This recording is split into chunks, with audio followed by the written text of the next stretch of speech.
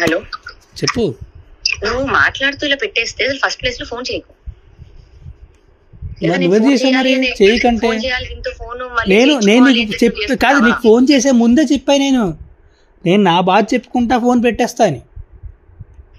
ఎందుకంటే నా బాధ ఎవరికి చెప్పుకోలేను కదా, నాకు ఎవడో లేడు నీ వల్ల, నీ పుణ్యం అని చెప్పి.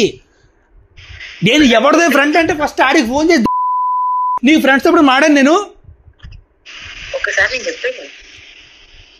వద్దురా ఇవన్నీ వద్దు. ఇప్పుడు కూర్చొని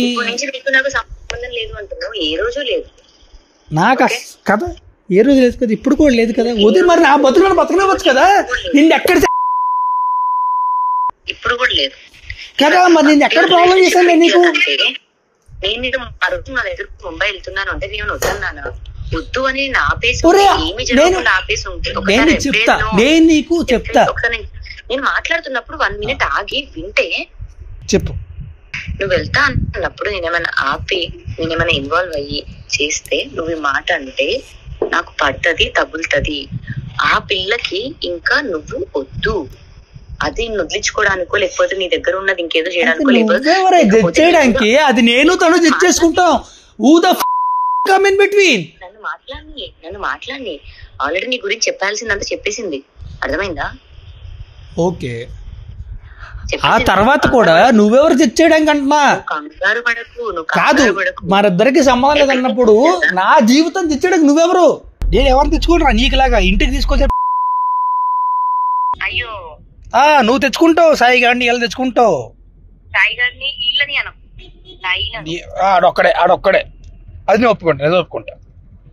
అండ్ ఆ విషయాల్లో కూడా నేను తప్పట్లే ఎప్పుడు కూడా. కానీ ఈ విషయంలో ఎంత కాల్ చేసే చూడు. హలో చెప్పు. నువ్వు మాట్లాడుతూ ఇలా పెట్టేస్తే ఫస్ట్ ప్లేస్ లో ఫోన్ చేయకు. నువ్వే చేసావు మరి చేయకంటే.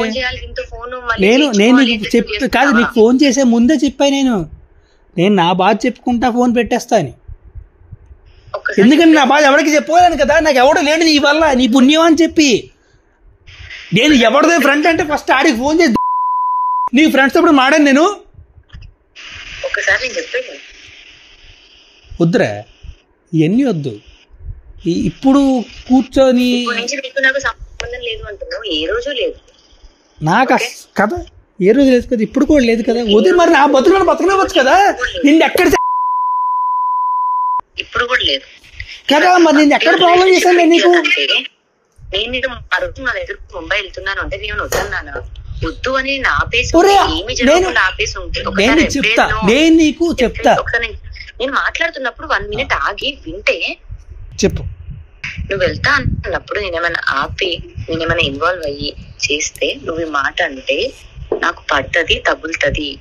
ఆ పిల్లకి ఇంకా నువ్వు వద్దు, అది వదిలించుకోవడానికో లేకపోతే నీ దగ్గర ఉన్నది ఇంకేదో చేయడానికో చేయడానికి అది నేను తను జడ్జ్ చేసుకుంటాం. నన్ను మాట్లాడి ఆల్రెడీ నీ గురించి చెప్పాల్సిందంతా చెప్పేసింది, అర్థమైందా? ఓకే, ఆ తర్వాత కూడా నువ్వెవరు జడ్జ్ చేయడానికి అంటున్నా కాదు. మరిద్దరికి సంబంధం లేదన్నప్పుడు నా జీవితం తెచ్చడానికి నువ్వెవరు? నేను ఎవరు తెచ్చుకుంటా నీకులాగా ఇంటికి తీసుకొచ్చా? అయ్యో నువ్వు తెచ్చుకుంటావు, సాయి గారిని ఇలా తెచ్చుకుంటావు. ఆడొక్కడే అది నేను ఒప్పుకుంటా. అండ్ ఆ విషయాల్లో కూడా నేను తప్పట్లే ఎప్పుడు కూడా. కానీ ఈ విషయంలో ఎంత కాల్ చేసే చూడు.